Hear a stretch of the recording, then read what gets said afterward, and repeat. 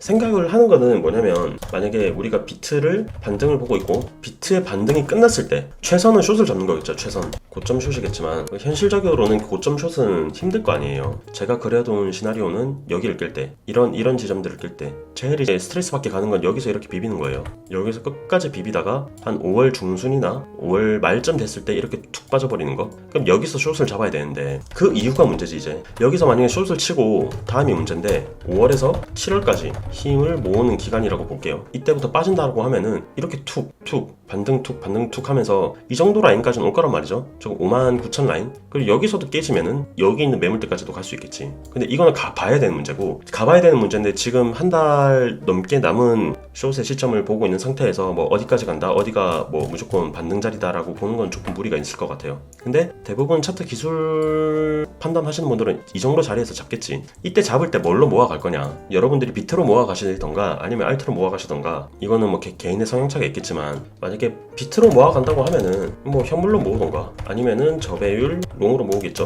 근데 알트로 모으는 사람들은 벌써부터 고민을 해볼 시점은 됐죠. 지금 이 반등 12% 가까이 반등을 주는 시점에 밈코인들은 대부분 50% 가까이 올렸고, 물론 도지 시바 빼고요. 비싼 코인들을 하라는 게 이런 것 때문이에요. 도지나 시바나 이렇게 무거운 애들은, 업비트에 있는 무거운 애들은 반등도 제대로 안 나오고 있기 때문에 페페나 플루키 같이 김치가 웬만하면 많이 안 묻은 코인들, 그나마 이런 걸로 타라는 겁니다. 알트들, 밈코인 이게 40에서 50% 급등. 중국 코인 중에서도 온가스만 급등. 이렇게 갔는데, 이 중국계에 있는 온가스를 4월 말이라던가 이때 추세선을 깨고 비트가 내려갈 때 이런 거를 잡을 수 있느냐 말이지.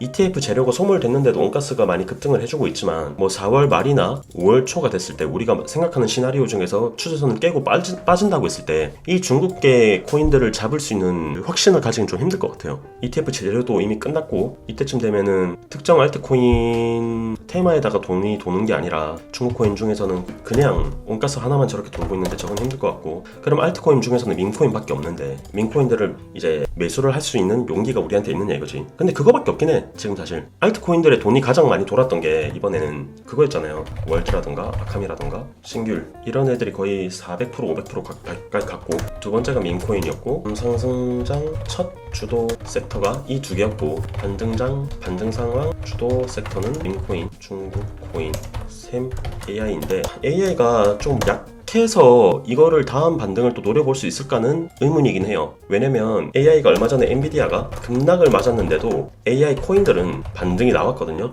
그래서 엔비디아가 10% 가까운 급락을 했는데도 AI 코인들의 반등이 나온 거 보면은 아무 무지성으로 같이 끌려 내려가는 경우는 아니라고 보고는 있긴 하거든요. 근데 우리가 다음 반등 때에도 이렇게 AI 코인들이 엔비디아나 아니면은 나스닥에 있는 다른 AI 코인들하고 엮이지 않고 반등을 줄 수 있을 거라는 생각을 안 하고 있어서, 이거는 좀 배제를 하던가 아니면은 따로 추적 관찰을 계속 해야 될 것 같아요. 그리고 만약에 우리가 생각하는 아까 말했던 비트코인이 추세를 깨고 내려오는 상황, 비트코인이 이렇게 추세를 깨고 내려오는 상황이 됐을 때, 그리고 밑에서 힘을 모았을 때, 그리고 다시 한번 올려칠 때, 이때에 있는 나스닥의 AI 코인, AI 주식들, 뭐 엔비디아를 비롯해서 다른 대장 주식들의 움직임도 같이 보면서 대응을 해야지, 뭔가 무조건적으로 상승장 첫 주독 섹터가 AI랑 민코인이었으니까 또 같이 간다라는 생각은 좀 버리는 게 좋을 것 같아요. 그때그때 대응을 해야 될 것 같아요. 근데 민코인은 이미 첫 상승 때도 좋은 모습을 보여줬고, 반등 상황인 지금에서도 좋은 모습을 보여줬으니까 다음 힘을 모으고 올라오는 지점, 다음 지점에서도 첫 번째로 봐야 될 거는 어쨌든 민코인이다. 페페, 플루키, 시바이누, 도지, 뭐 이런 순으로 몽크 같은 것도 될 수 있는데, 이거는 제가 해외 거래소를 아직까지 쓰지는 않고 있으니까 민코인들을 최우선적으로 계속 봐야 될 것 같긴 해요. 그리고 민코인들은 진짜 기술적 분석을 좀 빠르게 보면서 계속 모니터 앞에 있어야 될 것 같아. 모니터 앞에 있는 사람이 이걸 먹을 수 있을 것 같아요. 모니터 앞에 있지 않고 설렁설렁 보면은 민코인으로 먹기는 쉽지 않을 것 같아. 이번에 저도 이제 밖에 나갔는다고 설렁설렁 보다가 민코인을 못 먹었으니까, 이런 건 좀 기민하게 움직이면서 다 같이 보는 게 제일 좋죠. 거의 한 2,000명 가까이 보고 있으니까 이 코인들이 간다라고 싶으면은 뭐 차트 잘 보는 사람 한두 명 나와가지고 관점을 공유하면서 다 같이 보는 게 제일 좋을 것 같긴 해. 어쨌든 다음 지점의 반등 코인도 민코인은 1순위입니다. 두 번째가 뉴스가 터지는지 확인을 해야 될 것 같아. 다른 뉴스라고 하면은 뭐 홍콩 ETF 같이 새로운 뭐 뉴스가 또 뜰 수가 있겠죠. 계속 확인을 해야 될 것 같습니다. 지금은 사실 이건 오늘 상장된 거니까 빼고요. 엠블 같은 것도 빼고 다 차트가 이렇게 똑같이 생기긴 했어요. 쭉 올랐다가 계단식 하락이 나오고 장기평 부근에서 비비다가 이렇게 U자형으로 또 원형 바닥을 만들면서 올라오는 이런 모습들, 이렇게 이렇게 원형바닥으로 올리고 있고 이렇게 원형바닥으로 올리고 있고 다 올리고 있는데, 여러분들이 보셔도 이게 지금 급락에 대한 반등일 뿐이지 뭔가 힘있게 올라온다는 느낌은 아예 못 받고 있거든요. 저는 밈코인 말고는 이렇게 힘있게 올라온다고 하는 느낌을 거의 못 받고 있어서 지금 비중 베팅을 하기에는 좀 무리가 있을 것 같아. 세타피엘 정도만 여기 이번에 있었던 하락 직전에 있는 정보를 거의 넘긴 상황이기 때문에 꼬리까지 본다고 하더라도 여기 이 정보를 넘겨서 깔고 앉아주면은 그때부터는 세타피엘을 다시 타도 될 것 같아. 여기서 잡기는 쉽지 않았을 것 같고. 반등을 얼마나 했지?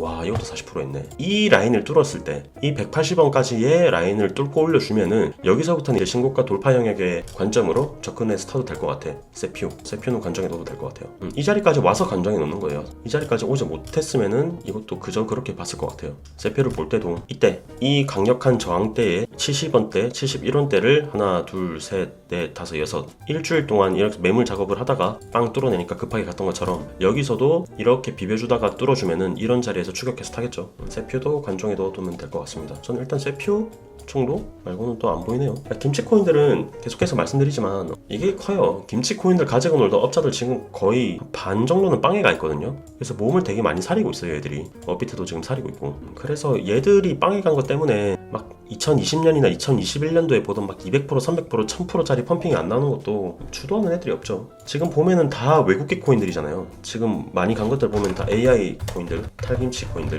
밈코인들 싹 다 탈김치죠. 그러니까 이런 애들이 가는 게 지금 상황하고 많이 맞물려 있는 것기도 해요. 빗썸더 정상화된 지 얼마 안 됐잖아요. 강종현 뭐 잡혀가고 존버킴 잡혀가고 그 다음에 이걸로도 장난치는 애들 또 2, 3명 잡혀가고 하다 보니까 지금 좀 정상화가 되고 있는 거지. 원래 이게 맞아요. 근데 원래 이 박자가 맞는 건데 너무 무법지대같이 이렇게 해먹는 거 다 놔두고 하다 보니까 여러분들이 생각했던 1000% 2000% 이런 게 나왔던 거지. 지금 400% 500%를 한 달에서 두 달 사이로 이렇게 끈덕지게 올라가는 이 박자가 원래 맞는 거예요. 그래서 김치는 전 아직까지는 생각을 아예 안 하고 있어요. 김치가 돌 때는요, 어떨 때면요, 한 놈이 먼저 100% 이상 초거대 양봉 뽑고 그 다음 날에 또 비슷하게 한 7, 80%를 뽑고 50%를 뽑고 이렇게 순환 펌핑 돌아갈 때 그때 김치 코인을 주목해야 되는 거지. 지금 같은 때에는 김치 코인들을 타도 테마에 맞는 아니면 재료에 맞는 한두 종목만 타는 거지. 지금 뭐 김치가 다 순환 펌핑으로 간다는 생각을 아예 안 하고 있어요. 아예 기대를 버리고 있습니다. 특히 2021년도 때 날뛰었던 애들은 시체도 굉장히 많을 거예요. 뭐 물려있는 사람들도 굉장히 많을 거기 때문에 특히나 매물대에 시체가 그득그득한 애들은 더더욱 안 볼 생각입니다. 시체를 다 치우고 나면 보겠지만 그럴 수 있을까 봐요.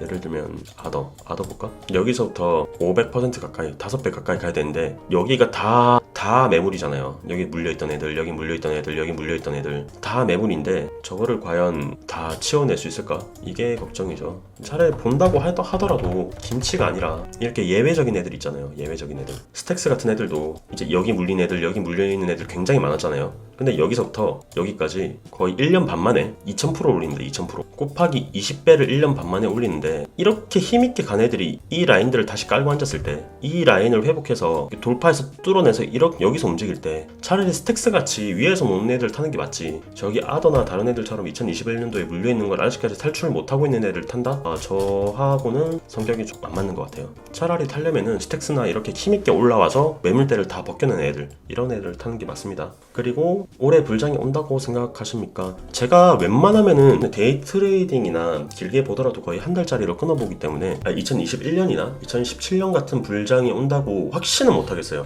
사실 진짜 확신은 못하겠어요. 그건 가봐야 되는 것 같아요. 불장이 진행되고 있으면은 그때는 시드를 좀 더 증액을 해서 갖고 있는 거를 좀 더 끌어와가지고 그때 박는 게 맞지. 불장이 이미 작년 10월부터 6개월 동안 한 바퀴 돌았고 지금 이제 조정이 오고 있는데 이때 다음 불장을 미리 예견해서 무조건 불장이 올 거니까 닷다리 박으세요. 이거는 좀 안 맞는 것 같아요. 불장이 진행되는 걸 보고 들어오는 게 맞지. 뒤에 있는 일을 예측하는 거는 굉장히 힘든 것 같아. 근데 느낌상으로는 올 것 같거든요. 차트로 치면 한 이 구간이 이제 진입한 것 같아. 이 구간. 이런 구간에 진입한 것 같아.